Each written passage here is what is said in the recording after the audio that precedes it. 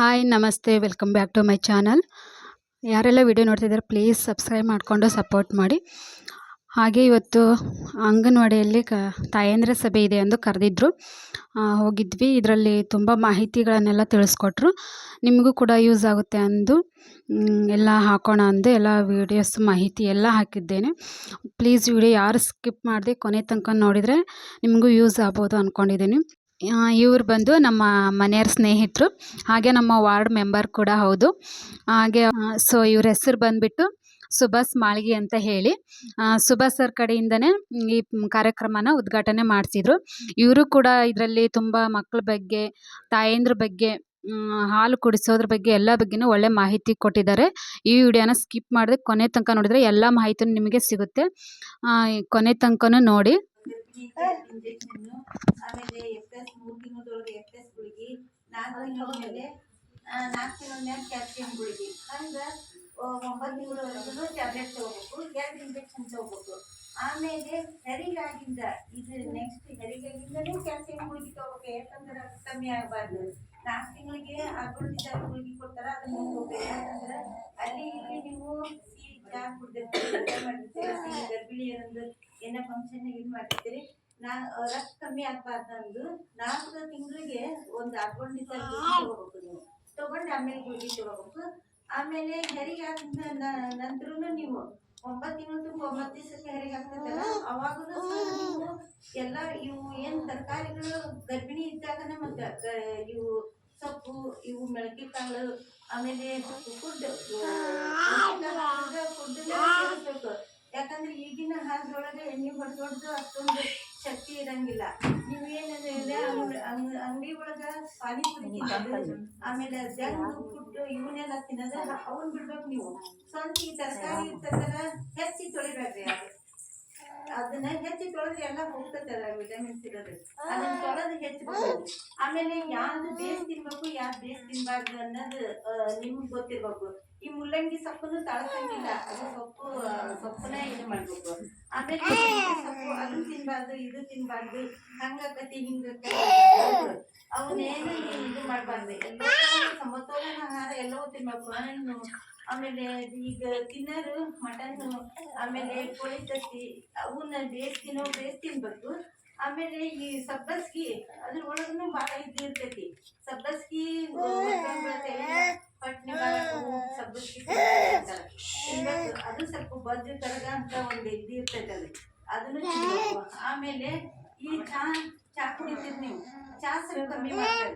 ಮತ್ತೆ ಬೆಳಗ್ಗೆ ಕಾಳು ಏನು ಅಂಗನವಾಡಿ ಟೀಚರ್ ಹೇಳ್ತಾಳೆ, ಪೌಷ್ಟಿಕ ಅಂದ್ರೆ ಯಾವ್ದೇ ಕಾಳು ಇರ್ಲಿ ಅವನ್ನ ನೆನೆ ಹಾಕೊಂಡ್ರೆ 1 ದಿವಸ 2 ದಿವಸ ಬಿಟ್ಟು ಸ್ವಲ್ಪ ಮೆಳಕಿ ಬರ್ತಿರ್ತಾವ, ಅದರಷ್ಟು ಗಟ್ಟಿ ಪೌಷ್ಟಿಕ ಯಾವ್ದು ಇರಂಗಿಲ್ಲ. ಬೆಳಗ್ಗೆ ಚಾ ಕುಡಿಯೋದ್ ಬದ್ಲಿನ ಎಲ್ಲ ಗರ್ಭಿಣಿಯರಿಗೆ ಹೇಳ್ತೇನೆ, ಹಾಕಿ ಚಾ ಕುಡಿಯೋದ್ ಬಿಟ್ಟು ಆ ಕಾಳುಗಳನ್ನು ಜಾಸ್ತಿ ಸೇರಿಸ್ತೀನಿ. ಆಮೇಲೆ ಅದ್ರ ಜೊತೆಗಿನ್ನೂ ಸ್ವಲ್ಪ ಇದು ರೆಸ್ಟ್, ಮಧ್ಯಾಹ್ನದ ರೆಸ್ಟನ್ನು ಮಾಡ್ಬೇಕು ನೀವು.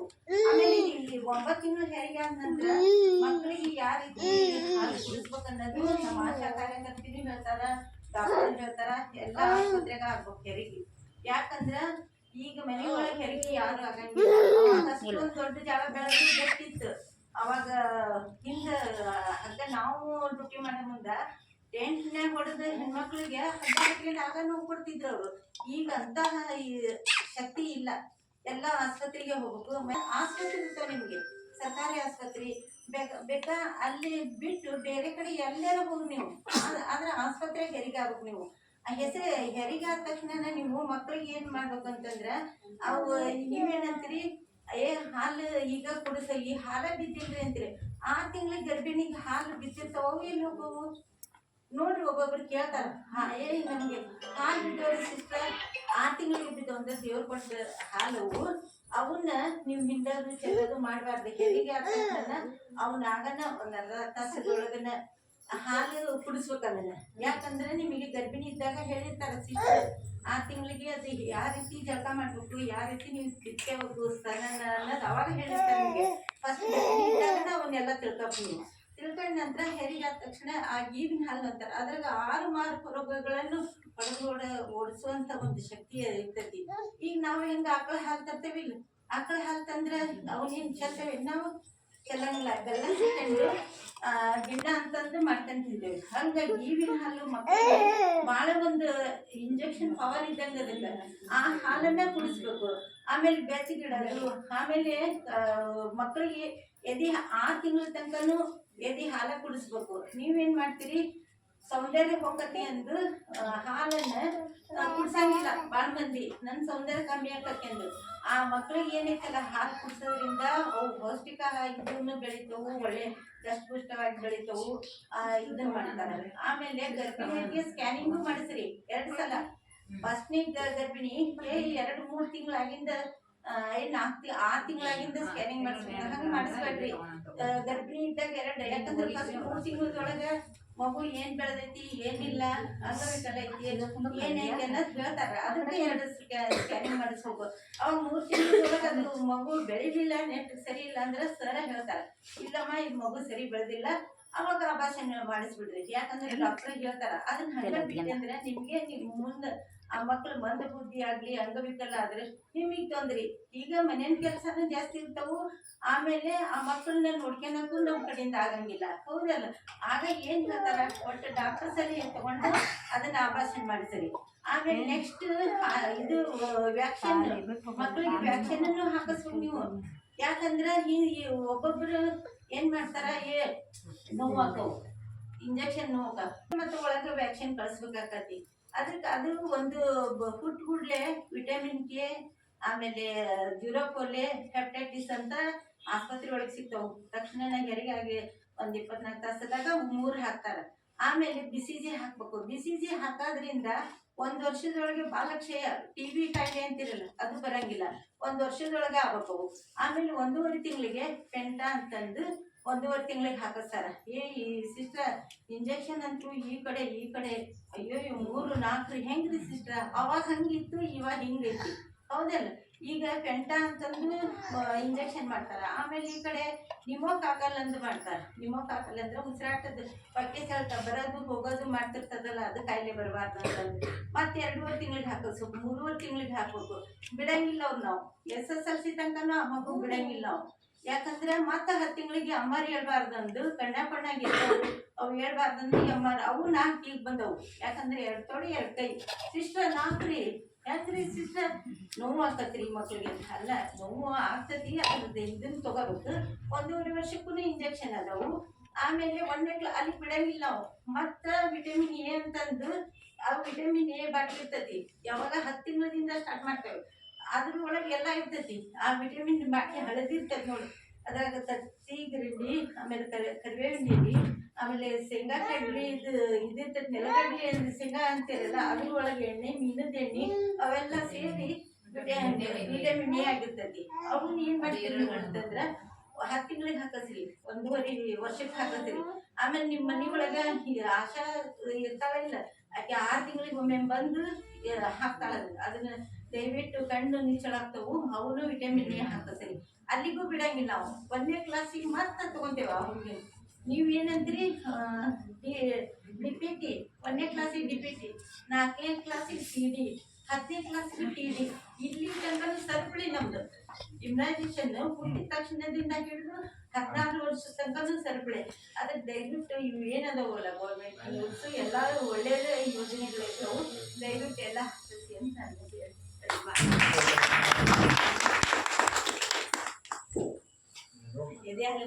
ಒಂದನೇ ತಾರೀಕಿಂದ 8ನೇ ತಾರೀಕು ಆಗಸ್ಟ್ 1ನೇ ವೀಕ್ ಒಳಗೆ ಎಲ್ಲರೂ ಆಚರಣೆ ಮಾಡ್ತೀವಿ. ಸಣ್ಣ ಸಪ್ತಾಹ ಅಂತಂದ್ರೆ ಎಕ್ಸ್ಕ್ಲೂಸಿವ್ ಬ್ರೆಸ್ಟ್ ಫೀಡಿಂಗ್ ಇರ್ತದೆ. ಏನು ನೀವು ಮಗು ಹುಟ್ಟಿರ್ತಲ್ಲ, ಮಗು ಹುಟ್ಟಿಂದ ಏನು ನೀವು ಹಾಲು ಕುಡ್ಸೋಕೆ ಸ್ಟಾರ್ಟ್ ಮಾಡ್ತೀರ. ಒಬ್ಬೊಬ್ರು ಏನು ಮಾಡ್ತಾರೆ, ಮಗು ಹುಟ್ಟಿಂದ ಹಾಲು ಕುಡಿಸೋದಿಲ್ಲ. ಮಗು ಹುಟ್ಟಿ ಅರ್ಧ ತಾಸು ಒಳಗೆ ಹಾಲು ಕುಡಿಸ್ಬೇಕು. ಈಗ ಒಂದು ಕರ ಹುಟ್ಟಿದಾಗ ಗಿನ್ನ ಹಾಲು ಹೆಂಗೆ ಎಲ್ಲರೂ ಕುಡಿತಾರಲ್ಲ, ಅಂದರೆ ಮಗುನು ಒಂದು ಗಿನ್ನದ ಹಾಲು ಇದ್ದಂಗೆ ಆ ಥರ ಮಗುಗೂ ನೀವು ಕುಡಿಸ್ಬೇಕು. ಆ ಕುಡಿಸೋದ್ರಿಂದ ಏನಾಕತಿ, ಅವ್ರದ್ದು ರೋಗ ನಿರೋಧಕ ಶಕ್ತಿ ಜಾಸ್ತಿ ಆಕತಿ ಮಗು. ನೀವು ಕುದಿಸ್ಲಿಲ್ಲ ಅಂದ್ರೆ ಏನಾಕತಿ, ಮಗು ಪದೇ ಅದಕ್ಕೆ ರೋಗ ಬರೋದಾಗ್ಲಿ, ಸಣ್ಣ ಪುಟ್ಟ ಕೆಮ್ಮ, ನೆಗಡಿ, ಜ್ವರ, ಈ ಥರ ಸಣ್ಣ ಪುಟ್ಟ ಸಮಸ್ಯೆಗಳು ಬರಕ್ಕೆ ಸ್ಟಾರ್ಟ್ ಆಕಾವ. ಅದರಿಂದ ಏನು ಮಾಡಬೇಕು, ಆದಷ್ಟು ನೀವು ಎದೆ ಹಾಲನ್ನು 6 ತಿಂಗಳ ಮಟ್ಟ ಕುಡಿಸ್ಬೇಕು. ಸ್ಟಾರ್ಟಿಂಗ್ ಏನು ಮಗು ಹುಟ್ಟಿದಾಗಿಂದ 6 ಮಂತ್ ಕುಡಿಸ್ಬೇಕು. ಅದ್ರ ನಡು ನೀವು ಇಲ್ಲ ಮಗುಗ ಹಲ್ಲು ಬಂದಾವು ಇದು ಬಂದಾವು ಅಂತಂದ್ರೆ ನೀವು ಸ್ವಲ್ಪ ಏನಾದ್ರು ತಿನ್ಸೋದಾಗ್ಲಿ ಇದು ಮಾಡೋದಾಗ್ಲಿ ಮಾಡಕ್ ಹೋಗ್ಬಾರ್ದು. 6 ತಿಂಗಳ ತನಕ ಕಂಪಲ್ಸರಿ ಎದೆ ಹಾಲು ಕೊಡಿಸ್ಬೇಕು. 6 ತಿಂಗಳ ಆಗಿಂದ ಏನ್ ಮಾಡ್ಬೇಕು, ಮಗುಗ ಗಂಜಿ ಮಾಡಿ ಆ ಥರ ಎಲ್ಲ ತಿನ್ನಿಸ್ಬೇಕು. ಮತ್ತ ಮಗುಗ ವ್ಯಾಕ್ಸಿನ್ ಹಾಕ್ಸೋದು ಮರ್ಯಾಕ್ ಹೋಗ್ಬಾರ್ದು. ಅದ್ರ ಹೆಂಗ್ ಮಾಡಿದ್ರಿ, ಮಗುಗ ಈಗ ಒಂದೇ ಫಸ್ಟ್ನಾಗ ಹಾಕ್ಸಿದ್ರಿ, ಎರಡನೇ ಹಾಕಿಸ್ಬೇಕಂದ್ರ ಜ್ವರ ಬಂದಿರ್ತಾವು, ಇದು ಆಗಿರ್ತೈತಿ, ಬಿಟ್ಟ ಬಿಡ್ತೀರಿ, ಕಂಟಿನ್ಯೂಸ್ ಆಗಿ ಬಿಟ್ಟ ಬಿಡ್ತೀರಿ, ಮತ್ತೆ 6 ತಿಂಗಳಿಗೆ ಬರ್ತೀರಿ. ಈ ತರ ಮಾಡಕ್ ಹೋಗ್ಬಾರ್ದು. ಯಾವಾಗ ವ್ಯಾಕ್ಸಿನೇಷನ್ ಹಾಕಿಸ್ಬೇಕು ಅದೆಲ್ಲ ನಿಮ್ಮ ಆಶಾ ಕಾರ್ಯಕರ್ತರು ಎಲ್ಲಾರು ಹೇಳ್ತಾರ. ಅವರು ನಿಮಗ ನೀವು ಬಾಣ್ಯಂತರ ಮನೆಗೆ ಬರ್ತಿಲ್ಲ ಅವಾಗ ನಿಮ್ಗೆ ಏನೇನ್ ಹೇಳ್ಬೇಕು, ಹೆಂಗ್ ಹಾಲು ಕುಡಿಸ್ಬೇಕು, ಏನ್ ಮಾಡ್ಬೇಕು, ಪ್ರತಿಯೊಂದು ವಿಷಯದ ಬಗ್ಗೆನೂ ಅವ್ರು ನಿಮ್ಗೆ ಮಾಹಿತಿ ಕೊಡ್ತಾರ. ನಿಮ್ ಮನೆಗೆ ಬಂದು ಮಾಹಿತಿ ಸಿಗಾಕತ್ತೈತಿ. ಈಗೆಲ್ಲ ಮೊದಲ ಹೆಂಗಿತ್ತು, ಸರ್ಕಾರ ದವಾಖಾನೆ ಯಾರು ಆಶಾ ಕಾರ್ಯಕರ್ತಿಲ್ಲ, ಯಾರು ಇದ್ದಿದ್ದಿಲ್ಲ. ಈಗ ನೀವು ಮನೆಗಿನ ಬರ್ತಾರಲ್ಲ, 4 ವಿಸಿಟ್ ಮಾಡ್ತಾರ. ಬಂದು ಆ 4 ವಿಸಿಟ್ ಒಳಗೆ ನಿಮ್ಗೆ ಏನೇನು ಸಮಸ್ಯೆ ಐತಿ, ಏನೈತಿ, ಏನಿಲ್ಲ ಎಲ್ಲ ಅವ್ರಿಗೆ ಹೇಳ್ಬೇಕು. ಅವ್ರು ಏನೈತ್ರ ಅದ್ರ ನೀವು ಇದಕ್ಕ ಬಂದಿರ್ತೀರಿ. ಆದಷ್ಟು ಏನ್ ಮಾಡ್ರಿ, 6 ತಿಂಗಳ ತನಕ ಎದೆ ಹಾಲನ್ನ ಕೊಡಿಸ್ರಿ. ಮತ್ತು ನಿಮ್ಮ ಮನೆ ಆಜು ಬಾಜು ಇರ್ತಾರಲ್ಲ ಅವ್ರಿಗೆ ಹೇಳೋತ ಬರ್ರಿ. ಅವ್ರಿಗೆ ಈ ವಿಷಯಗಳ ಬರೀ ನಿಮ್ಮಲ್ಲಿ ಅಷ್ಟೇ ಇಟ್ಕೊಳಕ್ ಹೋಗ್ಬೇಡ್ರಿ. ಒಬ್ಬರು ಗೊತ್ತಿರುವುದಿಲ್ಲ 6 ತಿಂಗಳ ತನಕ ಕೊಡಿಸ್ಬೇಕು, ಈ ತರ ಕಾರ್ಯಕ್ರಮಗಳು ಬಂದಿರೋದಿಲ್ಲ, ಕೆಲಸದ ಒತ್ತಡ ಇರ್ತಾವ. ಅದ್ರ ಸಂಬಂಧ ನಿಮ್ಮ ಮನೆ ಓಣಿ ಆಜು ಬಾಜು ಏನಿರ್ತಲ್ಲ, ನಾವ್ ಏನ್ ವಿಷಯಗಳನ್ನ ಮುಟ್ಟಿಸ್ತಿಲ್ಲ ಆ ವಿಷಯಗಳನ್ನ ನೀವು ಒಬ್ಬರೇ ಕುಂದ್ರಾಕ್ ಹೋಗ್ಬೇಡ್ರಿ. ಆಜು ಬಾಜು ಹೊರಗಡೆ ಬಂದಿರ್ತಿಲ್ಲ ಸಾಯಂಕಾಲಕ್ಕೆ, ಅವಾಗ ಇವನ್ನೆಲ್ಲ ಹಂಚ್ಕೋಬೇಕು. ಈ ತರ ಹಂಚ್ಕೋದ್ರೆ ಏನಾಗತ್ತಿ, ಅವರು ಎಜುಕೇಟೆಡ್ ಆಗ್ತಾರೆ, ಅವ್ರಿಗೆ ಗೊತ್ತಾಗುತ್ತೆ ಈ ತರ ಸಮಸ್ಯೆಗಳು ಬರ್ತಾವು, ಈ ತರ ಪ್ರಯೋಜನಗಳು ಇದರಿಂದ. ಈ ತರ ಎಲ್ಲ ನೀವು ಮಾಡಿದ್ರಂದ್ರೆ ನಿಮ್ಮ ಏನ್ ಸಮಾಜ ಇರುತ್ತೆ, ನಿಮ್ಮ ಸಮಾಜನು ಆರೋಗ್ಯವಾಗಿರ್ತೈತಿ, ನಮ್ಮ ಮಕ್ಕಳು ಆರೋಗ್ಯವಾಗಿರ್ತೈತಿ. ಮತ್ತೆ ಇನ್ನೊಂದು ಈಗಿನ ಪರಿಸ್ಥಿತಿ ಮಾತಾಡ್ಬೇಕಂತಂದ್ರೆ ಮಳೆಗಾಲ ಐತಿ, ಮಳೆಗಾಲ ಡೆಂಗ್ಯೂ ಜಾಸ್ತಿ ಆಗ್ತಾವು. ಆದಷ್ಟು ನಿಮ್ಮ ಮನೆ ನೀರುಗಳನ್ನ ಸ್ವಚ್ಛವಾಗಿರ್ತೀವಿ. ಅದ್ರಾಗ ನಾರ್ವ ಅಂತ ಹುಳ ಬರ್ತಾವ ನೋಡ್ರಿ, ಹೊರಗಾಡ್ತಲ್ಲ ಜಂಪ್, ನೀರು ಚೆಲ್ಲಿ ಸ್ವಚ್ಛಂಗ ತೊಳೆದ ಇಡುವರಿ. 2-3 ದಿವಸಕ್ಕೊಮ್ಮೆ ನೀವು ಹೊರಗೆ ಜಾರಲ್ಲ, ಈ ಹೌಸ್ ಅವು ಏನಿರ್ತಾವ ಅವನ್ನೆಲ್ಲ ಸ್ವಚ್ಛಂಗ ತೊಳಿಬೇಕು. ಬರೀ ಈ ನೀರು ಆಡಿಸಿ ಚೆಲ್ಲಿ ಬಿಡೋದಲ್ಲ, ಸ್ವಚ್ಛಂಗ ತೊಳೆದು ಅವನ್ನೆಲ್ಲ ಒಣಗಿಸಿ ನೀರು ತುಂಬಿಸ್ಬೇಕು. ಯಾಕಂದ್ರೆ ಸಣ್ಣ ಮಕ್ಕಳಿಗೆ ಜಾಸ್ತಿ ಬರಾಕತ್ತಾವ. ನಿಮ್ಗೆ ಗೊತ್ತಿರ್ಬೇಕು. ಈಗ ನಮ್ಮ ಮನ್ಯಾಗ ನಿಮಗೇನಾಗೋದು ಗೊತ್ತವ್ರಿಗೆ, ಸಣ್ಣ ಹುಡುಗರು ಸ್ವಲ್ಪ ಇದು ಮಾಡ್ರಿ. ನಮ್ಮ ಮಾಹಿತಿ ಕೇಳ್ರಿ, ಅದಕ್ಕೆ ನಮ್ಮ ವೇದಿಕೆ ಐತಿ, ಅಲ್ಲಿ ಬಂದು ಕೇಳ್ರಿ. ಏನಾದ್ರು ಸಮಸ್ಯೆ ಇದ್ರೆ ಹೇಳ್ಕೊರಿ.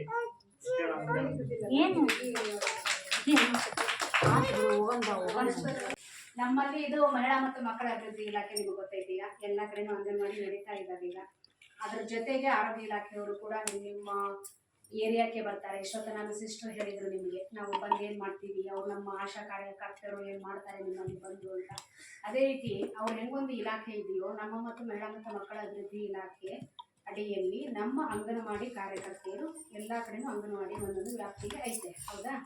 ಅದರಲ್ಲಿ ಅವ್ರಿಗೆ ಏನೇನು ಕೆಲಸ ಮಾಡ್ತಾರೆ, ಮಕ್ಕಳಿಗೆ ಶಾಲಾ ಪೋಷಣ ಕೊಡ್ತಾ ಇರೋದು, ಮಕ್ಕಳುಗಳಿಗೆ ಪೌಷ್ಟಿಕ ಆಹಾರಗಳನ್ನ ಕೊಡ್ತಾ ಇರೋದು, ಗರ್ಭಿಣಿ ಬಾಣಂತಿಯರಿಗೆ ನಾವೀಗ ಮೊದಲು ಊಟಕ್ಕೆ ಬರ್ತಾ ಇದ್ರೆ ಊಟಕ್ಕೆ ಬರಬೇಕು ಅಂತ ನಾವು ಹೇಳಿದ್ವಿ. ಊಟಕ್ಕೆ ಬರಕ್ಕೆ ಆಗ್ತಿಲ್ಲ. ಎಷ್ಟೋ ಜನ ಬರ್ತಿದ್ರ, ಯಾರಾದ್ರು ಗರ್ಭಿಣಿ ಬಂದಿರ, ಯಾರಾದ್ರೂ ಗರ್ಭಿಣಿ ಊಟಕ್ಕೆ ಬರ್ತಿದ್ದೆ ನಾನು ಊಟ ಮತ್ತೊಂದಿನ ಬರಕ್ಕಾಗಲ್ಲ. ಒಂದಿನ ಎಲ್ಲೋ ಹೋಗ್ಬೇಕು, ಇನ್ನೊಂದಿನ ಫಂಕ್ಷನ್ ಹೋಗ್ಬೇಕು, ಅವಾಗ ಬರಕ್ಕಾಗಲ್ಲ. ಅಥವಾ ನಿಮ್ಮ ಮನೆಯಿಂದ ಯಾರಾದ್ರೂ ಒಬ್ರು ಬಾಕ್ಸ್ ಆದ್ರೂ ತಗೊಂಡ್ ಹೋಗ್ರಿ ಅಂತ ಈ ಸರ್ಕಾರದ ಒಂದು ಆದೇಶ ಏನಿತ್ತು ಅದನ್ನ ನಡ್ಸ್ಕೊಂಡು ಹೋಗಿ ಅಂತ ಎಲ್ಲರೂ ತೀರ್ಮಾನ ಮಾಡಿಕೊಂಡು ಅದೇ ರೀತಿ ಸರ್ಕಾರದ ನಡವಳಿಕೆಗಳನ್ನ ನಾವು ಮಾಡ್ತಾ ಇದ್ವಿ.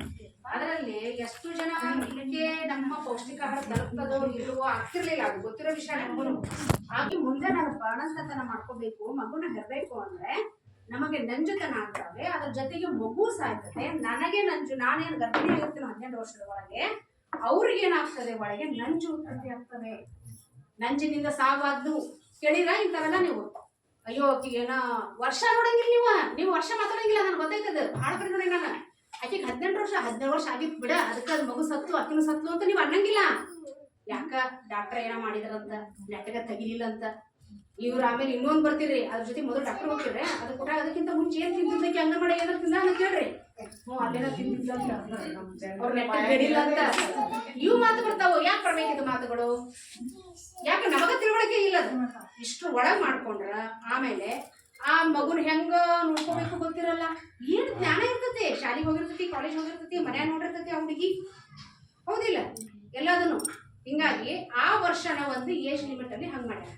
ಈಗ ಇನ್ನೂ ಒಂದೈತೆ 21 ವರ್ಷ ಹುಡುಗಿಗೆ ಹಾಕ್ಬೇಕು ಅಂತ. ಈಗ ನಮಗೆ 18 ವರ್ಷ ತಡೆಯಕ್ ಆಗೋದು, 21 ವರ್ಷ ಆದ್ರೆ ಏನ್ ಮಾಡಪ್ಪ ನಾವು? ಕಾನೂನು ಮಾಡಾತಾರೆ, ಇವರು ಮಾಡ್ಯಾರ ಆಲ್ರೆಡಿ, ಆದ್ರೆ ಅದನ್ನ ಇನ್ನೂ ತಂದಿಲ್ಲ, ಅಳವಡಿಸಿಲ್ಲ. ಅಂದ್ರೆ ನಾ ಹೇಳೋ ಅರ್ಥ ಆಯ್ತಾ? 18 ವರ್ಷ ಆದ್ಮೇಲೆ ಹುಡುಗಿಯ ಮದುವೆ ಆಗ್ಬೇಕು ಅಂತ ಇತ್ತು, ಅದೀಗ 21 ವರ್ಷ ಆದ್ಮೇಲೆ ಮದುವೆ ಆಗ್ಬೇಕು ಅಂತ ಹೇಳಿ ಒಂದು ಅಮೆಂಡ್ಮೆಂಟ್ ಮಾಡಕತ್ತಾರೆ. ಮಾಡ್ಯಾರ ಆಲ್ರೆಡಿ, ಹೊರಗೆ ಬರ್ಲಿಲ್ಲ, ಬರಾಕತ್ತಿಲ್ಲ. ಕೆಲವೊಬ್ರು ಅದನ್ನ ಸ್ಟಾಪ್ ಮಾಡ್ಯಾರ. 18ಕ್ಕ ನಮಗೆ ಮದುವೆ ಕಡೆಯಕ್ ಆಗೋದಪ್ಪ, ಇನ್ನು 21 ಆಗ್ಬಿಟ್ರೆ ನಮ್ಮ ಮನೆಗೂ ಕುಂಡ್ರಬೇಕಾಗತ್ತೆ ನಾವು ಹೋಗ್ಬಿಟ್ಟು ಡಿಪಾರ್ಟ್ಮೆಂಟ್ನವರು. ಇನ್ನೇನ್ ಕೆಲಸ ಮಾಡೋಣ ನಾವು? ಬೇಡ, ಸದ್ಯಕ್ಕೆ ಡಿಪಾರ್ಟ್ಮೆಂಟ್ ಮಾತ್ರ ಅಲ್ಲ, ಜನನೂ ಕೂಡ ಅದನ್ನ ಹೇಳ್ತಾರೆ. ಹಿಂಗಾಗಿ ನೀವು ಜನರಿಗೆ ಒಂದು ತಿಳುವಳಿಕೆ ಹೇಳ್ರಿ. ಬಾಲ್ಯ ವಿವಾಹ, ಬಾಲ್ಯರು ಚಿಕ್ಕ ವಯಸ್ಸು 18 ವರ್ಷದ ಒಳಗಿರೋರು ಬೇಡ.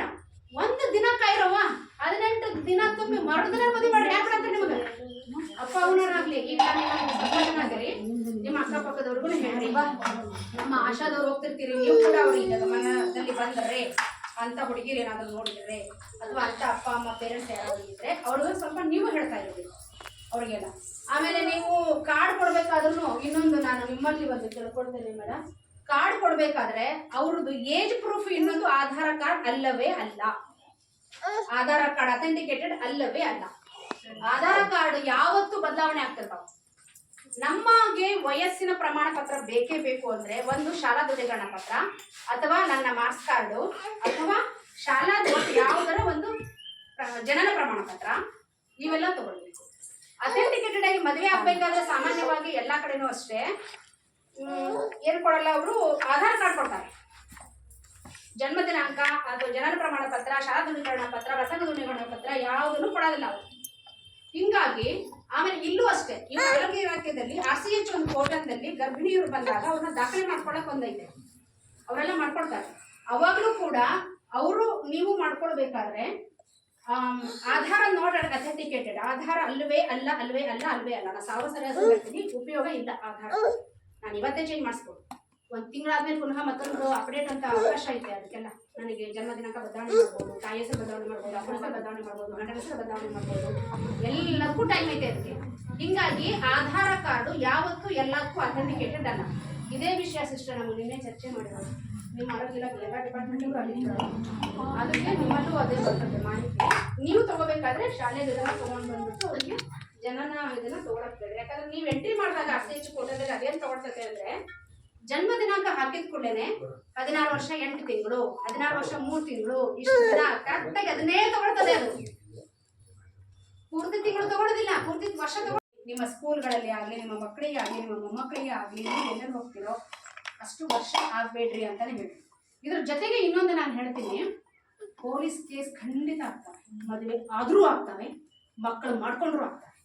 ಅಯ್ಯ ಇನ್ನೇನು ಮದುವೆ ಆತ ಮಗು ಹುಟ್ಟುಬಿಟ್ಟೈತಿ, ಇನ್ನೇನು ಪೊಲೀಸ್ ಕರೀತಾರೆ ಇವರು ಆಗ್ಬಿಟ್ಟೆ ಬಿಡ ಅನ್ನೋ ಪ್ರಶ್ನೆನೂ ಇಲ್ಲ. ಈಗ ಮೊನ್ನೆ ಕೇಸ್ನ ಹೇಳ್ತಾ ಇದ್ದೀನಿ, ನಮ್ಗೆ ನಿನ್ನೆ ಅಷ್ಟೇ ನಮ್ಗೆ ಮೀಟಿಂಗ್ ಆಗಿರೋದು. ಅಷ್ಟು ಜನರದ್ದು FIR ಕೇಸ್ ಮಾಡ್ಬೇಕೀಗ, ಆಗ್ಲೇಬೇಕು. ಕೆಲವೊಂದು ಹಿಂದೆ ಆಗ್ಬಿಟ್ಟಾವೆ. ಈಗ ನಿನ್ನೆ ಆಲ್ರೆಡಿ ಮದುವೆ ಆಗಿ ಮಕ್ಕಳಾಗ್ಯಾವ, ಈಗ ಜೈಲಿಗೆ ಕಳಿಸೋದು. FIR ಅಂತ ಅರ್ಥ ಅಲ್ಲ ನಿಮಗ? ಜೈಲು ಅವನೇನು ಮಾಡ್ಯಾನ, ಪಾಪಿಕಿ ಏನ್ ಮಾಡ್ಯಾನ, ಬಾಣ ಅಂದ್ರೆ ಮದುವೆ ಮಾಡ್ಕೊಂಡ್ರೆ ಮಕ್ಕಳನ್ನ ನಡ್ಕೊಂಡ. ಏನ್ ತಪ್ಪು ಮಾಡ್ಯಾರ ಅವ್ರು? ಆದ್ರೆ ಕಾನೂನಿಗೆ ತಪ್ಪೇ ಅದು, ಕಾನೂನಲ್ಲಿ ತಪ್ಪು. ಈಗ FIR ಕೇಸ್ ಹಾಕತ್ತೆ, FIR ಕೇಸ್ ಹಾಕೋ ಅಂದ್ರೆ ಹುಡುಗಿ ತನ್ನ ಮನೆ ಕೊಂಡಿರ್ತಾಳ, ಇವ ಹೋಗಿ ಅಲ್ಲಿ ಕೊಂಡಿರ್ತಾನೆ. ಆ ಹುಡುಗಿನ ರಿಮೈಂಡ್ ಹಾಕ್ತಾರ, ಪಾಪು ಜೊತೆಗೆ ಆ ಹುಡುಗಿನ ಸಾಕೋತಾರ. ಇನ್ನೂ ಒಂದೈತೆ, ಆಕಿನ ಮನೆ ಕಳ್ಸಲ್ಲ, ಆಕಿನೂ ಇನ್ನೊಂದು ರಿಮೈಂಡ್ ಒಮ್ಮೆ ಹಾಕ್ತಾರೆ, ಮಗು ಜೊತೆಗೆ ಹಾಕ್ತಾರ. ಮತ್ತೆ ಮಗುನ ಸಪೋರ್ಟ್ ಮಾಡಲ್ಲ. ಅಷ್ಟು ವರ್ಷ ಆಗೋ ತನಕ ಆ ಹುಡುಗಿ ಆ ಪಾಪು ಕರ್ಕೊಂಡು ರಿಮೈಂಡ್ ಹೋಮ್ ಇರಬೇಕು. ಈ ಹುಡುಗ ಜೈಲಿಗೆ. ಇದು ಬೇಕಾ?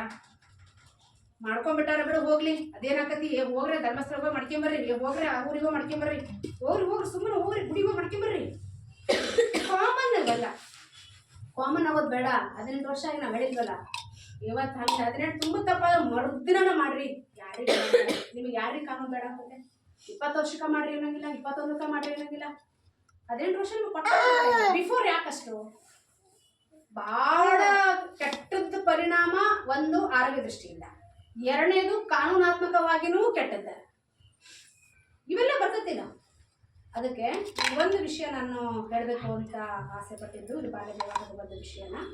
ಅದ್ರ ಜೊತೆಗೆ ಇವತ್ತು ಸ್ತನ್ಯಪಾನ ಸಪ್ತಾಹದ ವಿಶೇಷವಾಗಿ ಅಂದರೆ ಅಂತರವನ್ನು ಮುಚ್ಚುವುದು, ಎಲ್ಲರಿಗೂ ಸ್ತನ್ಯಪಾನದ ಬೆಂಬಲ. ಅದರ ಅರ್ಥ ಏನಂದರೆ, ಒಂದು ಮಗು ಮಾಡ್ಕೊಂಡ್ರೆ ಇನ್ನೊಂದು ಮಗು ಮಾಡ್ಕೊಂಡ್ರೆ 1 ವರ್ಷಕ್ಕೆ ಕೆಲವೊಬ್ಬರಿಗೆ ಮಕ್ಕಳಾಗ್ತದೆ, 2 ವರ್ಷದ ಮೇಲ್ಪಟ್ಟು ಅಂತ ಆಗಿದೆ 2ನೇ ಮಗು ಮಾಡ್ಕೋಬೇಕಾದ್ರೆ. ಅವಾಗ ಈ 1ನೇ ಮಗುಗೆ ಇನ್ನೂ ಅದೇ ಕೂಸಿರ್ತದೆ, 1 ವರ್ಷ ಆಗಿರಂಗಿಲ್ಲ, ಆಗ್ಲೇ ಇನ್ನೊಂದು ಪ್ರೆಗ್ನೆಂಟ್ ಆಗಿದ್ರೆ ಆ ಮಗುವಿಗೆ ಹಾಲು ಕುಡ್ಸಕ್ಕಾಗಲ್ಲ. ಒಂದು ಮಗುಗೆ ಹಾಲು ಕುಡಿಸ್ಬೇಕಾದ್ರೆ ಎಷ್ಟು ವರ್ಷ ತಗೋಬೇಕು, ಎಷ್ಟು ತಿಂಗಳು ಕುಡಿಸ್ಬೇಕು ನಿಮಗೆ ಗೊತ್ತಿರೋದು ಏನಾದ್ರು ಎಷ್ಟು ವರ್ಷ ಕುಡಿಸಿರಿ ನೀವು? 2 ವರ್ಷ 3 ವರ್ಷ ಕುಡಿಸಿರಲ್ಲ. 6 ತಿಂಗಳು ಮಿನಿಮಮ್ ಅಂದ್ರೆ 6 ತಿಂಗಳು ಏನೂ ಕೊಡಲಾರ್ದಂಗ ಬರೀ ಸ್ತನ್ಯಪಾನ ಮಾತ್ರ, ಎದೆ ಹಾಲು ಮಾತ್ರ ಕುಡಿಸ್ಬೇಕು ಅಂತ ಹೇಳೋದು. ಜೊತೆಗೆ 2 ವರ್ಷ ಕಂಟಿನ್ಯೂ ಆಗಿ ಇರಬೇಕು ಅಂತ. 2 ವರ್ಷ ಕಂಟಿನ್ಯೂ ಯಾವ ಹುಡುಗನಿಗೆ ಹಾಲು ಕುಡಿಸ್ಬೇಕಾದ್ರೆ ಇನ್ನೊಂದು ಹುಟ್ಟಿದ್ರೆ ಏನ್ ಮಾಡ್ತೀರಿ?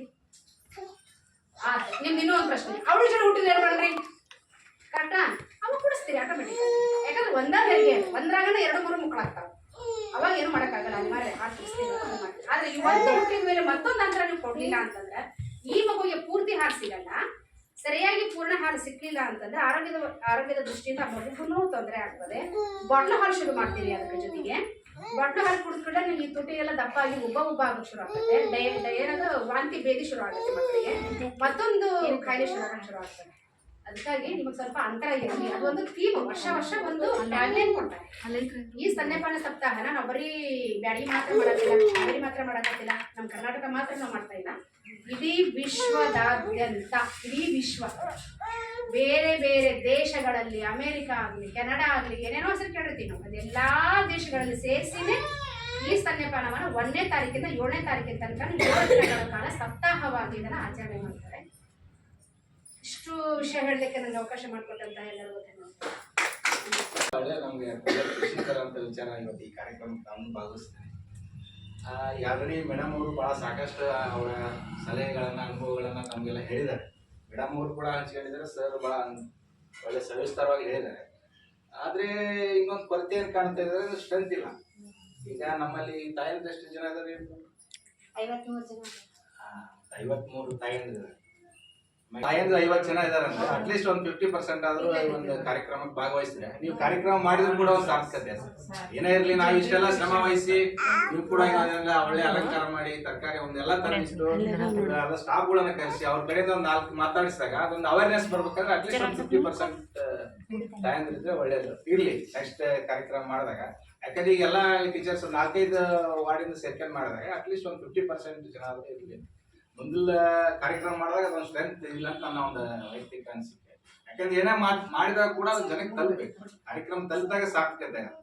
ಸರ್ಕಾರ ಮಾಡ್ತೇವೆ, ಒಂದು ಪ್ರೋಟೋಕಾಲ್ ಇರುತ್ತೆ, ಒಂದು ಫೋಟೋ ತಗೊಂಡು ಹೋಗ್ತೀವಿ, ಸಹಜ ಅದೆಲ್ಲ. ಎಲ್ಲ ಕಾರ್ಯಕ್ರಮಲ್ಲೇ ಸಿಸ್ಟಮ್ ಇರುತ್ತೆ, ಅದು ಮಾಡೋಣ. ಅದ್ರ ಜೊತೆಗೆ ನಾವು ಜನರಿಗೆ ಏನೋ ಸೇವೆ ಮನೋಭಾವನೆಯಿಂದ ಇರ್ತೇವೆ. ಸೇವೆ ಮಾಡ್ಬೇಕಾದ್ರೆ ಅಟ್ಲೀಸ್ಟ್ ಒಂದು 50% ಜನಕ್ಕೆ ರೀಚ್ ಆದಾಗ ಅದು ಒಳ್ಳೆ ಸಾರ್ಥಕತೆ ಆಗಿರ್ತದೆ ಈ ಸಂದರ್ಭದಲ್ಲಿ. ಈಗ ಆರೋಗ್ಯ ದೃಷ್ಟಿಯಿಂದ ಅದೆಲ್ಲ ಮೇಡಮ್ ಅವರು ಹೇಳಿದ್ದಾರೆ. ನಮ್ಮ ಅಂಗನವಾಡಿ ಏನು ಪೌಷ್ಟಿಕ ಆಹಾರ ನಮ್ಮ ಸರ್ಕಾರದಿಂದ ಏನು ಬರುತ್ತಲ್ಲ ಅದನ್ನೆಲ್ಲ ಯಾವ ರೀತಿ ತಗೋಬೇಕಂತ ಮೇಡಮ್ ಅವರು ಸಹ ಭಾಳ ಚೆನ್ನಾಗಿ ಸವಿಸ್ತಾರವಾಗಿ ಹೇಳಿದ್ದಾರೆ. ಇದೆಲ್ಲ ಆರೋಗ್ಯ ವಿಚಾರವಾಗಿ ಬಂದಾಗ ಭಾಳ ಪೌಷ್ಟಿಕ ಆಹಾರ ಬಂದರೆ ನಾವೆಲ್ಲ ಭಾಳ ತಿಳ್ಕೊಳ್ತೇವೆ. ಇಲ್ಲ ನಾವು ಬರೀ ಚಿಕನ್ ಮಾಡೋದ್ರಿಂದ ಹೆಲ್ದಿ ಆಗಿರ್ತೇವೆ, ಸ್ಟ್ರಾಂಗ್ ಆಗ್ತಾರೆ ಮಕ್ಕಳನ್ನ. ಆ ಭಾವನೆ ದಯಮಾಡಿ ಅದನ್ನು ತೆಗೆದಾಕ್ರಿ. ಇವತ್ತೇನಾದ್ರೂ ಪೌಷ್ಟಿಕ ಆಹಾರ, ಪೌಷ್ಟಿಕಾಂಶ ಏನು ಉಳಿದ್ರೆ ತರಕಾರಿಯಲ್ಲಿ ಮಾತ್ರ ಉಳಿದು, ಕಾಳು ಕಡೆಯಲ್ಲಿ ಮಾತ್ರ ಉಳಿದು. ಇವತ್ತೇನಾಗ್ಬಿಟ್ಟಿದೆ ಅಂದರೆ, ಇವತ್ತು ಮಟನ್ ಚಿಕನ್ ಅಂದ್ರೆ ಏನಾಗಿದೆ ಅಂದ್ರೆ, ಅದು ಯಾವ ತರದ ಮಟನ್ ತರ್ತಾರೋ, ಯಾವ ಚಿಕನ್ ತರ್ತಾರೋ ಅದಕ್ಕೆ ಇಂಜೆಕ್ಷನ್ ನೋಡಿ ಬದುಕ್ತಾರೋ. ಇವತ್ತು ಕೋಳಿ ನೀವು ಬಾಯಿಲಲ್ಲಿ ಯಾವ ತರ ಆಗುತ್ತೆ ಅಂದ್ರೆ ಅವೆಲ್ಲ ಮೆಡಿಕಲ್ ಚೆಕಪ್ ಮಾಡಿದ್ರೆ ನಾವು ಯಾವ್ದು ತಿನ್ನೋದಕ್ಕೆ ಯೋಗ್ಯನೇ ಅಲ್ಲ. ಆದ್ರೆ ಇವತ್ತು ಸರ್ಕಾರ ಅನಿವಾರ್ಯ ಪರಿಸ್ಥಿತಿಯಿಂದ ಅದನ್ನ ನಾವು ಆಕ್ಚುಲಿ ಇವತ್ತು ಕೋಳಿ ಒಂದು ಕಟ್ಟಾಗಿ ಇವತ್ತು ಒಬ್ಬ ವ್ಯಕ್ತಿ ಅಂತ ತಿಂತಾನೆ ಅಂದ್ರೆ ಡೈಲಿ ಅದು ಸರ್ಟಿಫೈಡ್ ಆಗುತ್ತೆ. ಅಷ್ಟೆಲ್ಲ ಕಾನೂನಿದೆ, ಆದ್ರೆ ಯಾರು ಪಾಲನೆ ಇಲ್ಲ. ಅದಕ್ಕೆ ಆದಷ್ಟು ನಾವೆಲ್ಲ ಈ ಒಂದು ಪದ್ಧತಿಯನ್ನ ಬಿಟ್ಟು ಅದಷ್ಟೇ ಹೆಚ್ಚಿನ ಪ್ರಮಾಣದಲ್ಲಿ ಕಾಳು ಕಡೆ ತರಕಾರಿಯನ್ನ ಗರ್ಭಿಣಿ ಅಂತ ಯೂಸ್ ಮಾಡಿದ್ರೆ ಬಹಳ ಒಳ್ಳೇದು. ಇನ್ನು ಕೆಲವು ನನಗೆ ಮೊನ್ನೆ ಒಂದು 15 ದಿವಸದಿಂದ ಮೇಡಮ್ ಒಂದು ಬಹಳ ಇಂಪಾರ್ಟೆಂಟ್ ವಿಚಾರ, ಅದು ತಾಯಂದ್ರಿಗೆ ನಾನು ಹೇಳಲೇಬೇಕು ಈ ಸಂದರ್ಭದಲ್ಲಿ. ಒಳ್ಳೆ ಕಾರ್ಯಕ್ರಮ. ನಮ್ಮ ಸ್ನೇಹಿತನ ತಂಗಿಗೆ ಒಂದು ಲೆಫ್ಟ್ ಸೈಡ್ ಎದೆ ಭಾಗದಲ್ಲಿ ಗಡ್ಡೆ ಆಗಿತ್ತು. ಅದು ನಾನು ಕಾಮನ್ ಆಗಿ ಇರ್ಬೋದು ಅಂತ ನಾವು ಮೊನ್ನೆ SDM ಹಾಸ್ಪಿಟಲ್ ಪಾಪ ಆಪರೇಷನ್ 2 ಗಂಟೆ ಆಗಿದ್ದು. ಆಪರೇಷನ್ ಮಾಡಿ ತೆಗೆದು ಭಾಳ ತ್ರಾಸಾಯ್ತು ಪಾಪ ತಾಯಂದ್ರಿಗೆ. ಆ ಭಾಗದಲ್ಲಿ ಗಡ್ಡಿ ಬಡ್ಡೆ ಆಗಿ ತೆಗೆದು ಭಾಳ ತ್ರಾಸಾಗಿತ್ತು. ಅವ್ರನ್ನೆಲ್ಲ ನೋಡಿ ಭಾಳ ಬೇಜಾರಾಯ್ತು. ನಾನು ಆವಾಗ ಹೋಗಿ ಯಾಕೆ ಈ ಥರ ಅಂತಂದ ನಾನೆಲ್ಲ ಅದನ್ನ ಕೇಳಿದಾಗ ಅವ್ರು ಹೇಳಿದ್ರು, ಈಗ ಏನಾಗಿರ್ತದೆ ಅಂದ್ರೆ ತಾಯಂದ್ರು ಮಲ್ಗೋವಾಗ ಒಂದೇ ಸೈಡ್ ಮಲ್ಕೊಂಡು ಹಾಲು ಕುಡಿಸ್ತಾರೆ. ಅದು ಎಲ್ಲರಿಗೂ ರೂಢಿ ಇರುತ್ತೆ, ಒಂದ್ ಸೈಡ್ ಮಕ್ಕ. ಸೊ ಇಲ್ಲಿ ನನ್ನ ಮಗಳದು ಸ್ವಲ್ಪ ಡಿಸ್ಟರ್ಬ್ ಆಯಿತು, ಹಾಗಾಗಿ ವಿಡಿಯೋ ಇಲ್ಲಿಗೆ ಕಟ್ ಆಯಿತು. ಸೊ ಇಲ್ಲಿ ಏನು ಹೇಳ್ತಿದ್ದಾರೆ ಅಂದರೆ ತಾಯಂದಿರು ಒಂದೇ ಸೈಡ್ ಮಲ್ಕೊಂಡು ಹಾಲು ಕುಡಿಸ್ತಾ ಇರ್ತಾರೆ, ಇನ್ನೊಂದು ಕಡೆ ಸೈಡು ಹಾಲು ಕುಡಿಸ್ತಾ ಇರಲ್ಲಲ್ವ, ಅದು ಸ್ವಲ್ಪ ಗಡ್ಡೆಗಳೆಲ್ಲ ಆಗ್ತವೆ, ಅದನ್ನು ಆಪ್ರೇಷನ್ ಕೂಡ ಮಾಡಿ ತೆಗಿಬೇಕಾಗುತ್ತೆ. ಹಾಗಾಗಿ ಎರಡು ಕಡೆನೂ ಸಮವಾಗಿ ಹಾಲು ಕುಡಿಸ್ಬೇಕು ಮಕ್ಕಳಿಗೆ ಅಂತ ಎಲ್ಲ ಒಳ್ಳೆ ಮಾಹಿತಿಯನ್ನು ಕೊಟ್ಟರು. ಸ್ವಲ್ಪ ವಾಯ್ಸ್ ಡಿಸ್ಟರ್ಬೆನ್ಸ್ ಇದೆ, ಕ್ಷಮೆ ಇರಲಿ. ಓಕೆ, ಬಾಯ್, ಟೇಕ್ ಕೇರ್.